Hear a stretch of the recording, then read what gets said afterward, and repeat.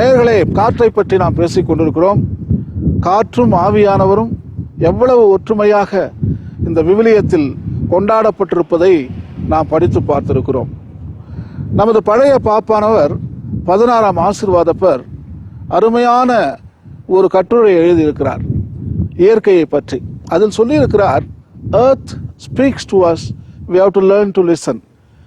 பூமி நம்மோடு பேசிக் கொண்டிருக்கிறது, அந்த பாஷையை புரிந்து கொள்ள நாம் முயற்சி எடுக்க வேண்டும். இயற்கையில் இருக்கக்கூடிய நிலம் நம்மோடு பேசுகிறது, காற்று நம்மோடு பேசுகிறது, நீர் நம்மோடு பேசுகிறது, விலங்குகள் நம்மோடு பேசுகின்றன, விருட்சங்கள் நம்மோடு பேசுகின்றன. ஒரு காலத்தில் நமது மனிதர்கள் இந்த பாஷையை புரிந்து கொண்டார்கள். இப்பொழுது நாம் மொழியை கண்டுபிடித்த பின்னால் அந்த பாஷை மறந்து போனது. இயற்கை நம்மோடு பேசிக் கொண்டிருக்கிறது. பாப்பிரை 16ஆம் ஆசீர்வாதப்பர் எவ்வளவு அழகாக எழுதியிருக்கிறார். earth speaks to us, we have to learn to listen. இந்த காற்று இப்பொழுது நம்மோடு பேசிக் கொண்டிருக்கிறது. சங்கீதம் 104 நாம் வாசிக்கிறோம்.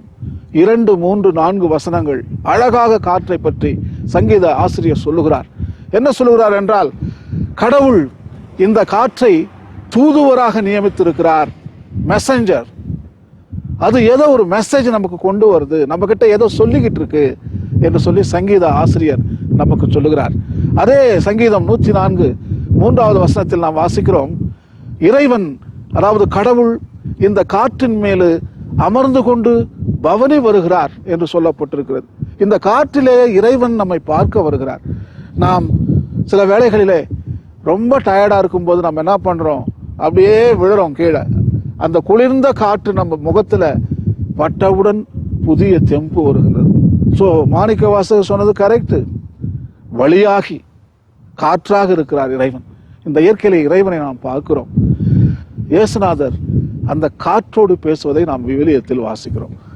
உங்களுக்கு ஞாபகப்படுத்துறேன், அந்த கடல்ல இயேசுநாதர் தூங்கிட்டு இருக்கார். சின்ன போட்டு, 6 அடி போட், அதுல வேற 3 சீடர்கள் வேற உட்காந்துக்கிட்டு இருக்காங்க அந்த போட்ல. ஸோ கடல் அலை பயங்கரமா வருது, ரொம்ப ஸ்ட்ராங் ஆகுது, புயல் வருது. உடனே போட்டு மேல கீழையும் ஆடுது. இயேசுநாதர் தூங்கிட்டு இருக்காரு நிம்மதியா. ஆனா சீடர்கள், ஐயோ நம்மளாம் செத்து போறோம், எழுந்துருங்க ஆண்டவரே, எழுந்துருங்க ஆண்டவரே. ஸோ அவர் எழுந்து காற்றையும் கடலையும் கடிந்து கொண்டார் என்று வேதம் சொல்லுகிறது. பாத்தியா, பேசுகிறார். அந்த கடலோடு காற்றோடு அவர் பேசுகிறார். போப்பு சொன்ன வார்த்தைகள் எவ்வளவு உண்மையாக இருக்கின்றன. சங்கீதம் 104 சொல்லக்கூடிய அந்த வார்த்தைகள் எவ்வளவு அழகா இந்த இயேசுநாதர் நமக்கு செய்து காட்டுகிறார். பாத்தியா.